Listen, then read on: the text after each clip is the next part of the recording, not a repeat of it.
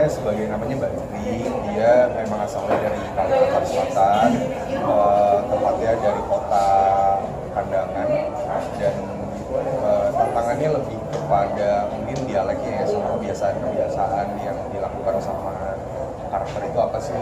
Karena jujur saya sebelum film ini tuh saya belum pernah ke Kalimantan, jadi dengan saya terlibat di film ini juga alhamdulillah kesempatan bisa jalan-jalan di sana, bisa punya banyak teman di sana, bisa kenal sama teman di sana, dan bisa bikin karya di sana juga gitu.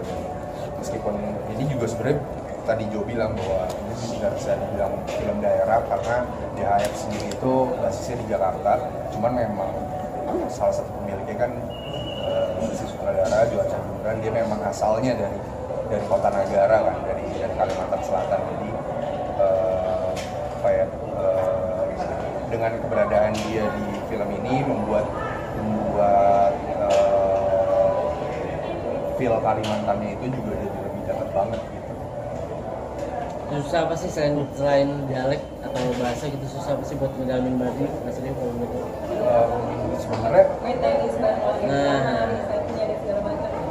Ya kalau itu kan di luar dari syuting gitu ya, untuk mengisi waktu ya. Hal pertama yang saya tanyain ke Jo waktu mau syuting, di sana ada lapangan tenis nggak? Dia bilang, oh ada banyak kok. Oke. Jadi untuk mengisi waktu ketika lagi libur, saya bisa ada kegiatan kan di sana, dan ditambah bisa dapat banyak teman juga, bisa main sama teman di sana, sama warga lokal di sana. Terus yang sampai sekarang juga masih sering ada kamera. Bro, berarti bisa bilang tahun ini lumayan padat ya, main kemarin habis film yang kemarin, terus apa ini tahun yang lalu? Apa udah produksinya? Produksi itu tahun ini juga. Ini kalau salah ya. Tahun lalu ya? Tahun lalu. Gue lupa lagi.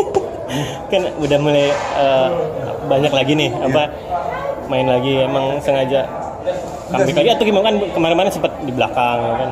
Ya, tapi memang mungkin kebetulan aja filmnya berdekatan tayangnya. Kemarin ada Janur Ireng.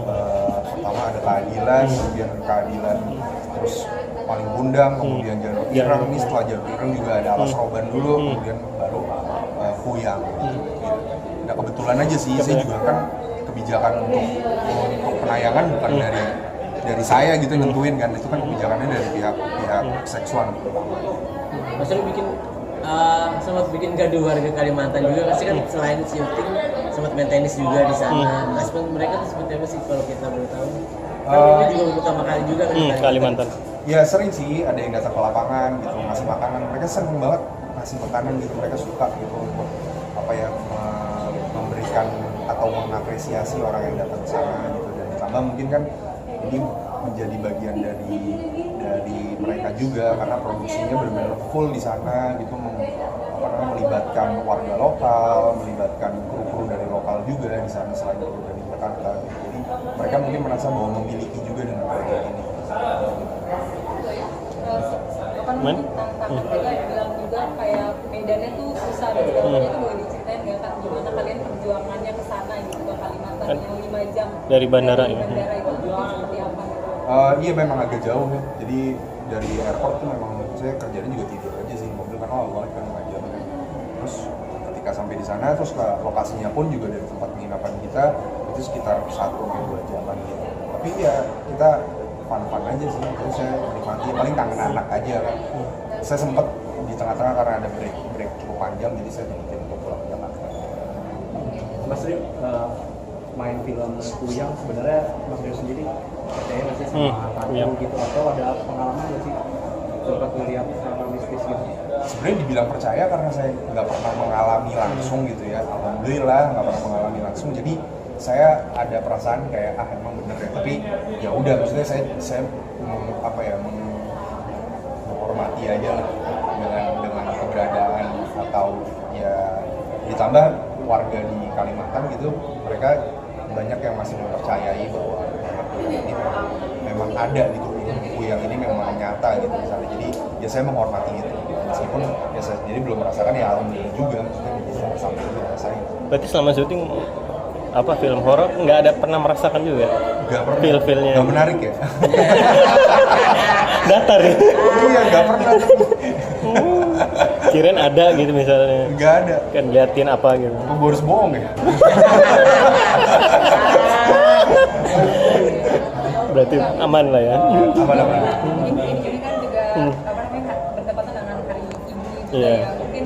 Mungkin sebagai Karyo mungkin memaknainya seperti apa sih gitu hari ibu itu. Terus ada kayak ngasih Sesuatu atau apa buat istri atau seperti apa? Belum sih, ya benar juga tuh. Thank you masukannya, mungkin nanti pikiran untuk memberikan sesuatu buat sang istri. Saya mah agak kurang romantis soalnya. Kenapa Ya, emang? buat saya hari ibu tuh bisa kapan aja gitu, kita mengapresiasi istri atau ibu kita tuh menurut saya ya sebenarnya itu bisa kapan aja gitu, nggak harus waktu itu. Oke.